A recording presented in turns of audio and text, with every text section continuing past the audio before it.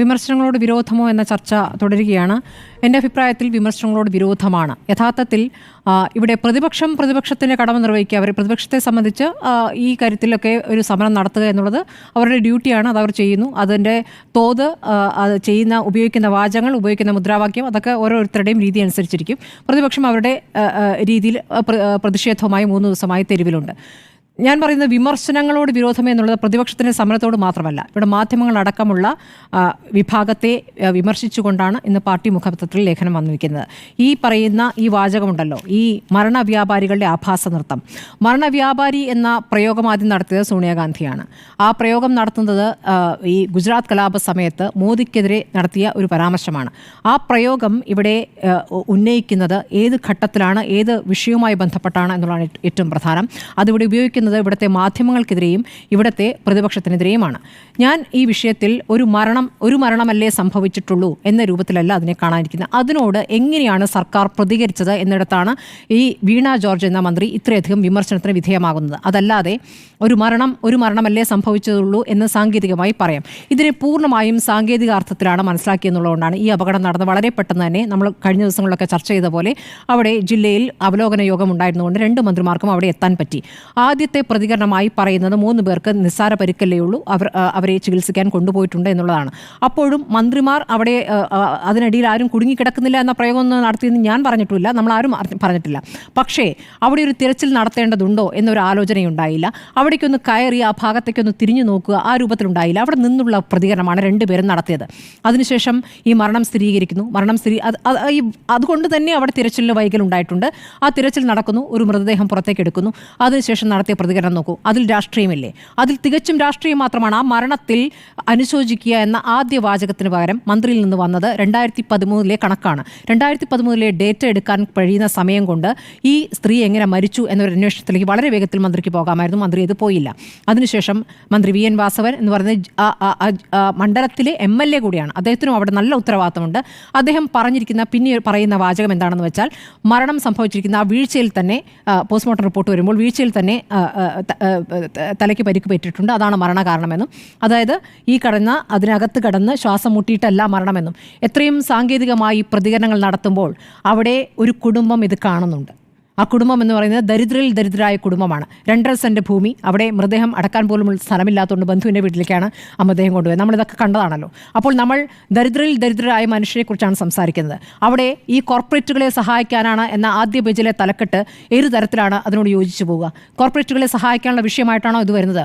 Medical കോളേജുകളുടെ ദുരവസ്ഥ നമ്മൾ ഇന്ന് ഒരു ലൈവത്തോൺ കാണിച്ചല്ലോ.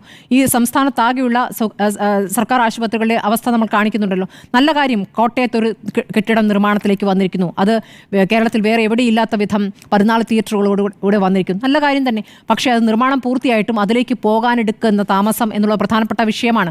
വലിയ ദുരന്തമായി മാറഞ്ഞത് ഭാഗ്യം കൊണ്ട് മാത്രമാണ്. 3 വാർഡുകൾ, അതിൽ തന്നെ 10 തിയേറ്ററുകൾ, ഇതൊക്കെ പ്രവർത്തിച്ച കെട്ടിടത്തിലെ ഒരു ഭാഗമാണ് വീണത്. ഇനി പറയുന്ന സൂപ്രണ്ടിനെ തല്ലേക്ക് വെക്കുക. സൂപ്രണ്ടിന് ഓരോ കെട്ടിടത്തിലും എത്ര ബാത്റൂം പ്രവർത്തിക്കുന്നു എന്നുള്ള ജോലിയല്ലല്ലോ. അദ്ദേഹം അതല്ലല്ലോ പരിശോധിക്കുന്നത്. അദ്ദേഹത്തെ സംബന്ധിച്ച് സ്വാഭാവികമായി അപ്പോൾ ഉണ്ടായിരുന്ന പ്രതികരണത്തിൽ ഒരു പാളിച്ച പറ്റിയിട്ടുണ്ടാകാം. അദ്ദേഹം മുഴുവൻ അത് ഏറ്റെടുക്കുകയാണ്. ഞാൻ മനസ്സിലാക്കുന്നത് അദ്ദേഹം ഒരു പ്രഗത്ഭനായ ഡോക്ടറാണ്, പാവങ്ങളുടെ ഡോക്ടറാണ്. അദ്ദേഹം അത്രത്തോളം അദ്ദേഹം ഏറ്റെടുത്താൽ പോരല്ലോ, അദ്ദേഹമാണ് മന്ത്രിയോട് പറഞ്ഞു കൊടുത്തത്. അല്ല, ആ സ്വാഭാവികമായിട്ടും സൂപ്രണ്ടിനോട് ചോദിക്കുമ്പോൾ, ഞാൻ പറയുന്നത് സൂപ്രണ്ടിനോട് ചോദിക്കുമ്പോൾ ആദ്യത്തെ വിവരങ്ങൾ പ്രാഥമികമായി ഇതാണ് ഞാൻ കേട്ടിട്ടുള്ളത്, ഞാൻ അന്വേഷിക്കട്ടെ എന്നൊരു വാചകം മന്ത്രിയിൽ നിന്ന് വന്നാൽ കുഴപ്പമില്ല. നീ അത് ആധികാരമായി സ്ഥാപിക്കുകയാണ്. അടുത്ത വരിയായിട്ട് പറഞ്ഞത് 2003 കണക്കാണ്. അവിടെയാണ് മന്ത്രി വിമർശിക്കപ്പെടുന്നത്. അവിടെ മാത്രമാണ് മന്ത്രി വിമർശിക്കപ്പെടുന്നത്. അതിനുശേഷം പിന്നെ നോക്കൂ, ഈ മരണത്തോടുള്ള അനുശോചനം വന്നത് ഇന്നലെയാണ് ഫേസ്ബുക്കിൽ മന്ത്രിക്ക് ഈ അനുശോചനം പോലും രേഖപ്പെടുത്താൻ കഴിയുന്നത്. ആ കാലതാമസം എന്തുകൊണ്ടാണ്?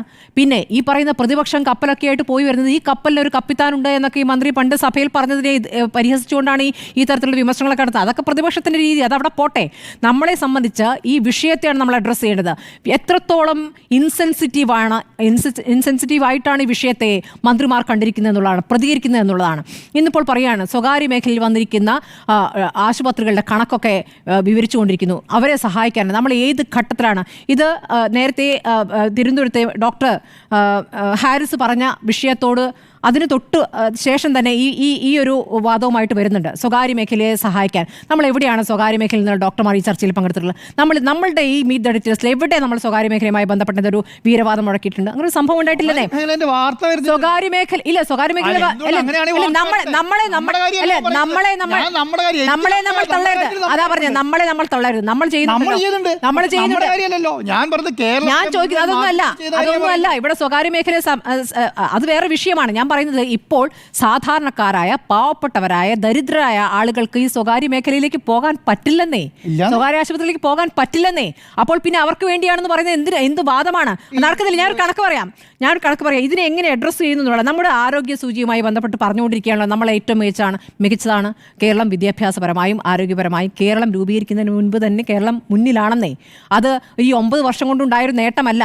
അത് പടിപടിയായി ഓരോരോ സർക്കാരുകളായി വന്ന് അതിനെ മുന്നോട്ട് കൊണ്ടുപോവുകയാണ്. ചില സമയത്ത് അതിൽ പിന്നാക്കം പോക്കുണ്ടായിട്ടുണ്ടാവും, വിമർശനങ്ങൾ ഉണ്ടായിട്ടുണ്ടാവും. ഇതൊക്കെ അവിടെ നടക്കുകയാണ്. പക്ഷേ ഇവിടെ പൊതുജനാരോഗ്യ മേഖല വളരെ മികച്ചതാണ് എന്ന് പറയുമ്പോഴും, ആരോഗ്യരംഗത്ത് ഏറ്റവും കൂടുതൽ പണം മുടക്കുന്നത് സർക്കാർ കേരളത്തിലാണ് എന്ന് പറയുമ്പോഴും, സ്വകാര്യ മേഖലയിൽ ഏറ്റവും അധികം പണം ചെലവഴിക്കപ്പെടുന്നതും ആരോഗ്യ മേഖലയിൽ കേരളത്തിലാണ്. ഇതൊരു വൈരുദ്ധ്യമല്ലേ? സ്വകാര്യ മേഖലയിലാണ് ഏറ്റവും കൂടുതൽ പണം ചെലവഴിക്കപ്പെടുന്നത്. ഈ പണം ചെലവഴിക്കുന്ന പാവങ്ങളാണെന്നല്ല ഞാൻ പറഞ്ഞു വരുന്നത്. ഞാൻ പറഞ്ഞ ആ വൈരുദ്ധ്യം എന്തുകൊണ്ട് വരുന്നു? കുറച്ചെങ്കിലും കാശുള്ളവർ, കുറച്ചെങ്കിലും കടം മേടിക്കാൻ കഴിവുള്ളവർ സ്വകാര്യ മേഖലയിൽ ചികിത്സയ്ക്ക് പോവുകയാണ്. ഇതാരാണ് പറയുന്നത്? ഡോക്ടർ ബി ഇക്ബാൽ, ആരോഗ്യരംഗത്തെ വിദഗ്ധൻ, ഇടത് പക്ഷത്തോട് ചേർന്ന് നിൽക്കുന്ന ഡോക്ടർ തന്നെ പറയുന്നു, ഈ മിഡിൽ ക്ലാസ് വിഭാഗത്തിൽപ്പെട്ടവർ ഒക്കെ സ്വകാര്യ ആശുപത്രിയിൽ പോകുന്നത് എന്തുകൊണ്ടാണ് എന്നുള്ളതാണ്. അതിലേക്ക് കൂടി ഗൗരവതരത്തിലുള്ള അന്വേഷണം, പരിശോധന നടത്തേണ്ടതാണ്. ഇവിടുത്തെ ആരോഗ്യരംഗത്തെ മെഡിക്കൽ കോളേജുകളിലെ ഡോക്ടർമാരെ അല്ലെങ്കിൽ സർക്കാർ ആശുപത്രിയിലെ ഡോക്ടർമാരെ നമ്മൾ ആരും പരിഹസിക്കുന്നില്ല. അവരൊക്കെ ഈ പറഞ്ഞവരെ 360 ദിവസം പണിയെടുക്കുന്ന കണക്ക് ഡോക്ടർമാർ തന്നെ പറയും. ഡോക്ടർ ഹാരിസ് ചൂണ്ടിക്കാണിച്ച ചെറിയ കാര്യമല്ല. ഈ ഡോക്ടർമാരെല്ലാം തന്നെ അത്രത്തോളം പണിയെടുക്കുന്നുണ്ട്. അവർക്ക് സഹായിക്കാൻ അടുത്ത ഘട്ടത്തിലുള്ള ഡോക്ടർമാർ എത്തുന്നില്ല. ഡോക്ടർമാരുടെ എണ്ണം കുറവാണ്, അവരുടെ മണിക്കൂറുകൾ കൂടുതലാണ്. ഇതൊക്കെ അവർ അനുഭവിച്ചുകൊണ്ടിരിക്കുകയാണ്. ഇതൊക്കെ നേട്ടമായി പറയുകയും അവർക്ക് വേണ്ട സൗകര്യം കൂടെ ഒരുക്കാതിരിക്കുകയും അപ്പുറത്ത് ഈ അദാനിയെ കൈപിടിച്ച് അദാനിയെ പാർട്ട്ണർ എന്നൊക്കെ പറയുന്നവരാണ് ഇന്നിപ്പോൾ പ്രധാനപ്പെട്ട ടൈറ്റിലായി അപ്പുറത്ത് കൊടുത്തുകൊണ്ടിരിക്കുന്നത് ഇവിടെ കോർപ്പറേറ്റുകളെ സഹായിക്കാൻ.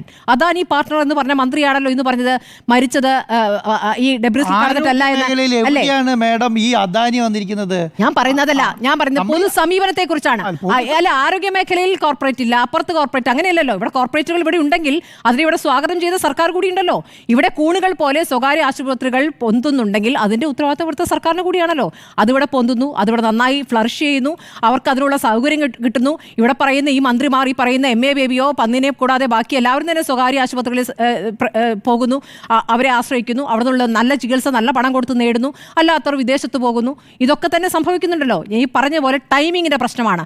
എന്താണ് ഈ ആദ്യഘട്ടത്തിൽ ഈ മന്ത്രി പ്രതികരിച്ചത്? മന്ത്രി VN വാസവൻ പ്രതികരിച്ചത് എന്താണ്? മുഖ്യമന്ത്രി ഇപ്പോൾ അമേരിക്കയിലേക്ക് പോകുന്ന സന്ദേശം, അദ്ദേഹത്തിന് അവിടെയാണ് ഏറ്റവും നല്ല ചികിത്സ കിട്ടുക, അദ്ദേഹം തുടർ ചികിത്സയ്ക്കാണ് പോകുന്നത്. ഇല്ല, തർക്കമില്ല.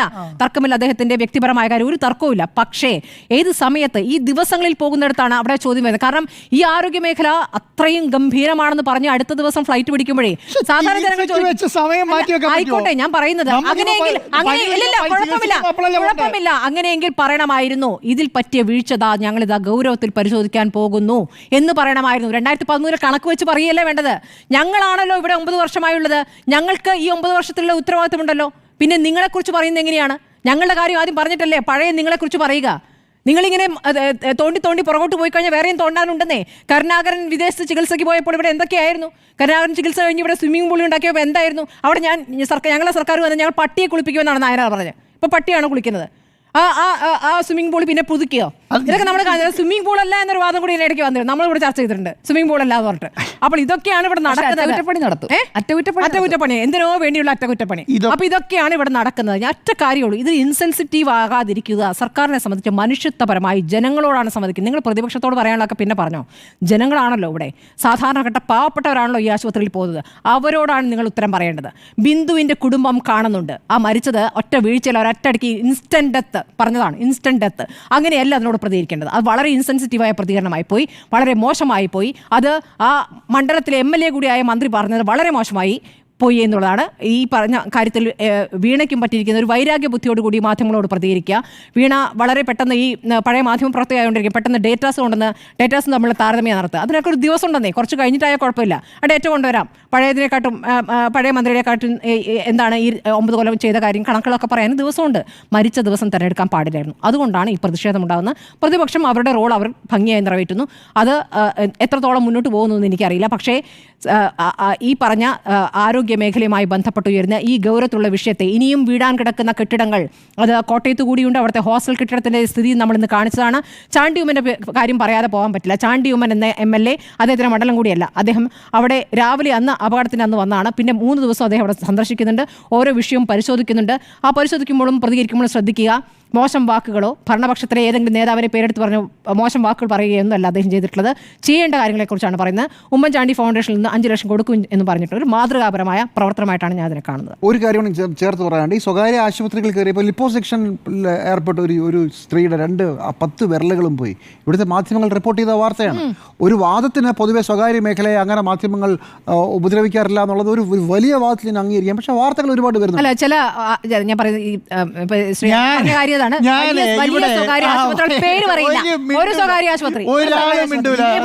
ഞാൻ 2-3 ദിവസമായി കുറെ വാർത്തകളുണ്ട്. ഒരു മാധ്യമം റിപ്പോർട്ട് ചെയ്യാൻ കണ്ടില്ല. ഈ പറഞ്ഞ ലിപ്പോസെക്ഷൻ വാർത്ത വന്നിട്ടുണ്ട്. പിന്നെ ഒരു വിഷയവും കൂടെ ഉണ്ട് അതിനകത്ത്. ഈ ആശുപത്രിയിലെ ഡോക്ടർമാർ കഷ്ടപ്പെടുകയാണ്. ഇപ്പോൾ കേരളത്തിൽ ഇന്ന് രാത്രി 9 മണിയാകുന്നു. ഇന്ന് രാത്രി മെഡിക്കൽ കോളേജുകളിലെ ഹോസ്പിറ്റലുകളിലെ ഡോക്ടർമാർ മാത്രമല്ല, ഒരു വാർഡിന് ഒരു നേഴ്സൊക്കെ ഉള്ള സ്ഥലങ്ങളുണ്ട്. വളരെ ബുദ്ധിമുട്ടാണ്. നമ്മൾ വലിയ കാര്യമായി പറയുന്നു 3.5 ലക്ഷമായിരുന്ന രോഗികൾ ഇപ്പോൾ 6 ലക്ഷമായി മെഡിക്കൽ കോളേജുകളിൽ നിന്ന്. ശരി, ഡോക്ടർമാർ എത്ര? 411 നിന്ന് അത് കൂടിയിട്ടില്ല.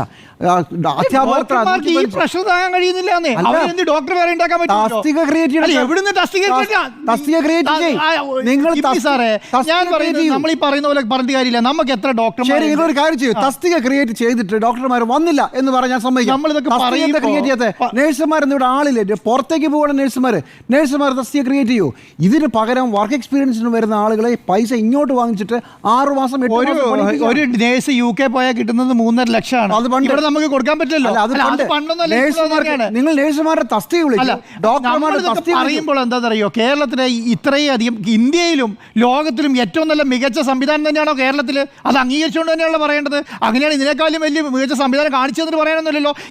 കേരളത്തിന് പുറത്ത് ഇതിനേക്കാളും നല്ല ആരോഗ്യ മേഖല കാണിച്ചതിന് പറയൂ, ഇതാണ് നിങ്ങൾ ഈ സംസ്ഥാനത്തെ ചൂണ്ടിക്കാണിക്കൂ. എന്നിട്ട് ഈ സംസ്ഥാനമാണ് ഏറ്റവും നല്ല സംസ്ഥാനം ഇതുപോലെ കാണിക്കുന്നു പറയേണ്ട കാര്യമല്ലോ. അതിനകത്ത് കേരളം തന്നെയല്ലോ. അപ്പൊ അത്രയും നല്ലതായിട്ട് തന്നെ നടത്തിക്കൊണ്ട് ആശുപത്രി കെട്ടിടം ഇടിഞ്ഞു വീഴുമ്പോഴല്ല ഈ വാദം നമ്മൾ ഉന്നയിക്കുന്നത്. കേരളത്തിലെ ഡോക്ടർമാർക്ക് വളരെ വലിയ വർക്ക് പ്രഷർ ഉണ്ടെന്ന് താങ്കൾ തന്നെ പറഞ്ഞ സ്ഥിതിക്ക് കേരളത്തിലെ ഡോക്ടർമാരുടെ വർക്ക് പ്രഷർ കുറയ്ക്കാൻ എന്താണ് ചെയ്യേണ്ടത്? നിങ്ങൾ ഇത്രയും വലിയ 6000 കോടിയുടെ വികസന പ്രവർത്തനം ഉണ്ടായി. എന്തുകൊണ്ടാണ് ഞാൻ ഒരു കാര്യം ചോദിക്കട്ടെ, എന്തുകൊണ്ടാണ് കേരളത്തിലെ ആശുപത്രികളിലെ ബാത്റൂമുകൾ നാറുന്നത്? അവിടെ ക്ലീൻ ചെയ്യാൻ ആളില്ലാത്തതുകൊണ്ടാണ്. എന്തുകൊണ്ടാണ് ഡോക്ടർമാർ ഇത്രയും പ്രഷർ ഉണ്ടാകുന്നത്? പോപ്പുലേഷനാണ് ഇവിടെ. നമ്മുടെ കിലോമീറ്ററിൽ 800 പേരാണ് തിങ്ങി താമസിക്കുന്നത്.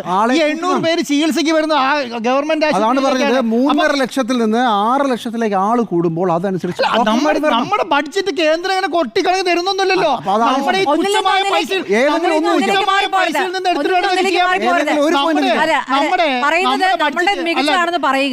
മികച്ചതാണെന്ന് പറയുക. നമ്മൾ എവിടുന്ന പൈസ കിട്ടാനുള്ളത്? നമ്മുടെ GST കൊണ്ടുപോകും കേന്ദ്രം. എന്താണ് നമ്മുടെ കയ്യിലുള്ള വരുമാനത്തിന്റെ മുഴുവൻ ശതമാനം അവർ കൊണ്ടുപോകും. അവിടെ നിങ്ങോട്ട് വിഹിതം തരില്ല. അത് മാത്രമല്ല, ലോൺ എടുക്കാൻ പോലും സമ്മതിക്കില്ല. നിങ്ങൾ തന്നെ അല്ല, ഇവിടുത്തെ മാധ്യമങ്ങൾ തന്നെ ഇവിടുത്തെ മാധ്യമങ്ങൾ തന്നെ പറയും ക്ഷേമ പെൻഷൻ കൊടുക്കണം. ഇവിടുത്തെ ഉദ്യോഗസ്ഥന്മാർക്ക് ശമ്പളം കൊടുക്കണം. ഇവിടുത്തെ റോഡുകൾ നന്നാക്കണം, ചെയ്യണം. ഇവിടുത്തെ ആരോഗ്യ മേഖലയെ നന്നാക്കണ്ടേ, ചെയ്യണം. ഇവിടുത്തെ KSRTC നന്നാക്കി ഓടിക്കണം. പക്ഷെ കേന്ദ്രം എവിടുന്ന പൈസ? കേരളത്തിൽ നിന്ന് ഈ തുച്ഛമായി കിട്ടുന്ന ഈ പറഞ്ഞ ലോക്കൽ നികുതികളും ബിൽഡിംഗ് ടാക്സും മറ്റൊക്കെ എടുത്തിട്ട് ഇതൊക്കെ ചെയ്യാൻ വേണ്ടിയിട്ട് GST ഒക്കെ അങ്ങനെ കൊണ്ടുപോകും. GST വിഹിതം പോലും മര്യാദയ്ക്ക് തരില്ല. കടമെടുക്കാനുള്ള പരിധി കൂട്ടി തരാൻ പറഞ്ഞാൽ അത് തരില്ല. പിന്നെ ഇത് എവിടുന്ന് ഇതൊക്കെ എടുത്ത് ചെയ്യുക? അല്ല അപ്പൊ ഇത് നമ്മുടെ ഉള്ളത് വെച്ചല്ലേ ചെയ്യാൻ പറ്റുള്ളൂ. അല്ല, ഞാനൊരു കാര്യം പറഞ്ഞോട്ടെ, കേന്ദ്രത്തെ പറഞ്ഞതുകൊണ്ടാണ് എന്റെ ടേക്കിലേക്ക് ഞാൻ വരാം. ഇതിനുള്ള മറുപടിയാണ് ഒറ്റ വാചകത്തിൽ ഇത് ഞാൻ പറഞ്ഞ് അവസാനിപ്പിക്കാം. കാരണം നമ്മൾ അങ്ങനെ പറഞ്ഞു പോകണമല്ലോ. ഇവിടെ ഇപ്പോൾ കേന്ദ്ര സഹായം തന്നില്ല, പിടിച്ചു വെച്ചു എന്ന് ആൻഡ്രൂ സർ പറഞ്ഞതുകൊണ്ട് അതിൽ എനിക്കൊരു വിയോജിപ്പുണ്ട്. ആരോഗ്യ മേഖലയ്ക്ക് 2022-23 ഈ കഴിഞ്ഞ സാമ്പത്തിക വർഷം ഞാൻ എടുക്കുന്നില്ല, അതിന് തൊട്ട് മുമ്പത്തെ നടപ്പാക്കാനും വിനിയോഗിക്കാനുള്ള കൃത്യമായ ഒരു വർഷ കാലയളവ് കിട്ടിയ സമയമാണ് 2022-23, അതായത് പോസ്റ്റ് കോവിഡ് ആദ്യത്തെ സാമ്പത്തിക വർഷം. കേന്ദ്ര സർക്കാർ കൊടുത്ത തുകയിൽ 37% മാത്രമാണ് കേരളം യൂട്ടിലൈസ് ചെയ്തത്. അപ്പോൾ യൂട്ടിലൈസ് ചെയ്യാതെ കിടക്കുന്നതിന്റെ ഉത്തരവാദിത്തം കേന്ദ്രത്തിനാണ്. അങ്ങനെയാണ് ഞാൻ കണക്ക് പറയാം. അല്ലല്ല, അത് അവിടെ നിൽക്കട്ടെ, വിഷയം മാറ്റാതെ.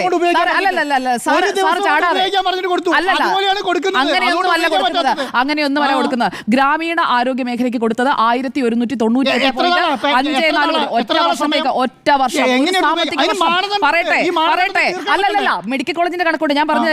അതായത് PMSSY പദ്ധതി അതനുസരിച്ച് കോഴിക്കോട് ഗവൺമെന്റ് മെഡിക്കൽ കോളേജിന്റെ അടിസ്ഥാന സൗകര്യ വികസനത്തിന് 120 കോടിയുടെ പദ്ധതി, അതിൽ 90 കോടി കേന്ദ്രവിഹിതമാണ്. കോഴിക്കോട് ക്യാൻസർ സെന്റർ 26.7 കോടി രൂപ. മെഡിക്കൽ PG കോഴ്സുകളിലെ സീറ്റുകൾ വർദ്ധിച്ചു കൊടുത്തു. 27 കോടിയിൽ 18 കോടി സംസ്ഥാനത്തിന് കൈമാറി. ഇനി തിരുവനന്തപുരം മെഡിക്കൽ കോളേജ്, ഡോക്ടർ ഹാരിസിന്റെ മെഡിക്കൽ കോളേജ്, തിരുവനന്തപുരം മെഡിക്കൽ കോളേജിന്റെ നവീകരണത്തിന് 120 കോടിയുടെ പദ്ധതിയിൽ കേന്ദ്രം കൊടുത്തത് 100 കോടി രൂപയാണ്. കോഴിക്കോട് മെഡിക്കൽ കോളേജിന് ഇതേ പദ്ധതിയിൽ 195 കോടിയിൽ 120 കോടി രൂപ കേന്ദ്രവിഹിതം കൈമാറിയ തുകയാണ്. അതിലാണ് യൂട്ടിലൈസേഷൻ 120 കോടിയാണ്. പദ്ധതി 120 കോടിയാണ്. കൈമാറിയിട്ടുണ്ട്. ഒരു വർഷത്തേക്ക് ആ വിഹിതം കൊടുത്തിട്ട് അത് ഉപയോഗിക്കുന്നില്ല. യൂട്ടിലൈസേഷൻ ഇല്ല. പിന്നെ കേന്ദ്രത്തെ മറ്റു സംസ്ഥാനങ്ങൾക്ക് അത് കൃത്യമായി ഉപയോഗിക്കുന്നുണ്ട്. അല്ലാതെ കണ്ണടച്ച് ഇവിടെ എല്ലാ പ്രശ്നങ്ങളും കണ്ടു കഴിഞ്ഞാൽ കേന്ദ്രം തന്നില്ല, അയ്യോ കേന്ദ്രം എന്ന് പറഞ്ഞിട്ട് കാര്യമില്ല. ഈ തിരുവനന്തപുരം മെഡിക്കൽ കോളേജ് ഒരു വർഷം നടന്നു പോകാൻ എത്ര പൈസ വേണം? 100 കോടി മതിയോ? നടത്തിക്കൊണ്ട് പോകുന്നതിന്റെ അല്ല സർ, ഓരോ വർഷവും അല്ല, 10% കൊടുക്കണ്ടേ? 10% കൊടുത്തിട്ട് പറയാലോ ഇത് അല്ല, 100 കോടി ഇവിടുന്ന് വരുമ്പോൾ ഞങ്ങളൊന്നും വലുത് തന്നോണ്ടല്ല. 1200 കോടി കണക്കാണല്ലോ സംസ്ഥാന സർക്കാർ ഇപ്പോൾ പറഞ്ഞുകൊണ്ടിരിക്കുന്നത്. നേട്ടത്തിന്റെ കണക്കാണല്ലോ സംസ്ഥാന സർക്കാർ. ഈ കോളേജില്ലേ, കോട്ടയം മെഡിക്കൽ കോളേജ് 552 കോടി കൊടുത്തത് കേരളത്തിൽ കിഫ്ബിയാ, കേന്ദ്രം കൊടുത്ത പൈസയല്ല. കേന്ദ്രം കൊടുത്ത പൈസ ഇടിഞ്ഞു വീണ പാടെ ബിൽഡിംഗ് മാറ്റാൻ കഴിഞ്ഞല്ലോ. അതെങ്ങനെയാ വിഴിഞ്ഞ വിട്ട് അവിടെ കിഫ്ബി വെച്ച് പൈസ കൊടുത്ത് ബിൽഡിംഗ് പണിതുകൊണ്ടാ? അതെന്താ അംഗീകരിക്കാത്തത്? ശരി,